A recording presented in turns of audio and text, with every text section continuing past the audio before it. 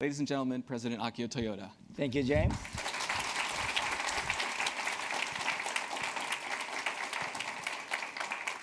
Hello to all of you here in the office, and to all of you watching from home, possibly in your pajamas. I'm very happy to be here today, not just for the opportunity to be around actual human beings, but because what we are announcing today is very near and dear to my heart. Before I begin, what I promise will be a very short speech. Please let me take a moment to thank all of you for everything you have done to keep working during this terrible pandemic.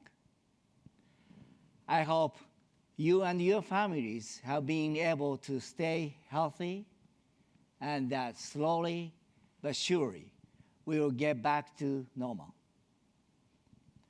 I think it's fair to say that normal may not be quite the same in the future. And I know you may feel some anxiety about this. But personally, I'm very optimistic about the future, perhaps more than ever. I think this pandemic has brought people and communities together in a way we have not seen in quite some time.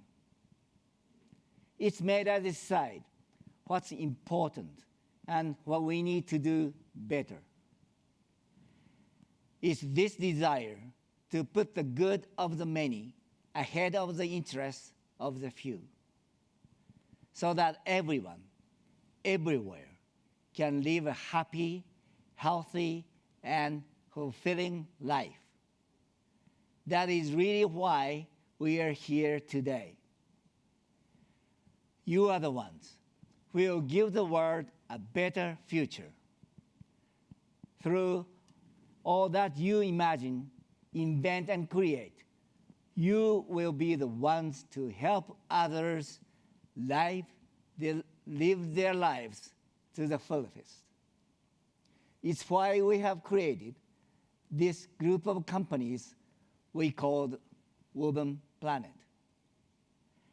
As James mentioned, my great-grandfather invented automatic loom because he wanted to do something to help his mother and help others. He wanted to make the process of weaving fabric easier. And he and the company he founded became very successful. When his son, my grandfather Kiichiro, became a young man, he too wanted to make an impact on society. But he wasn't content just to keep making better looms. Like any ambitious young man, he wanted to do something completely different. He wanted to build cars. To him, automobiles were the future. They were a way to make people's lives dramatically better. But when he started what we now know as Toyota, people thought he would never succeed. And I can tell you, people have thought the same thing about me more than once. Back then, Kiichiro had to beg the banks for the money. And he invested everything he had personally into Toyota. He faced many challenges and difficulties along the way, as did Toyota. And unfortunately, my grandfather never got to see his vision fully realized. But if he were here today, I think he will be pleased with what Toyota became, and with what Toyota has been able to contribute to the society. But I also think he will be asking, what more can we do?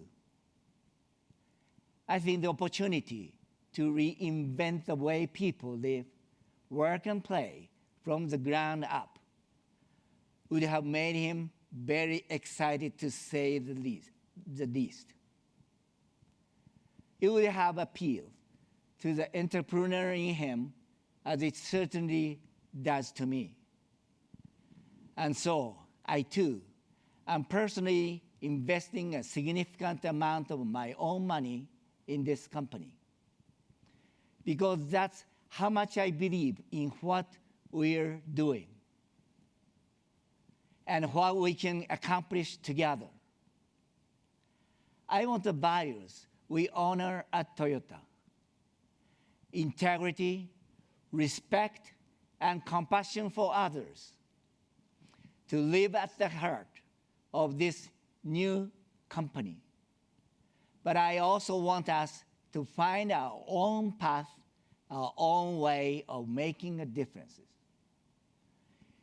In fact, I no longer want to think of ourselves as a mass producer of cars, but a mass producer of happiness. Ladies and gentlemen,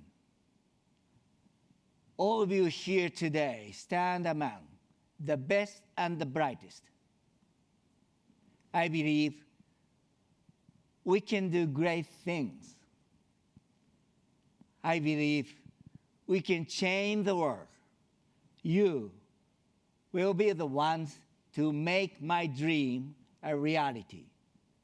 And I, for one, can't wait. Thank you very much.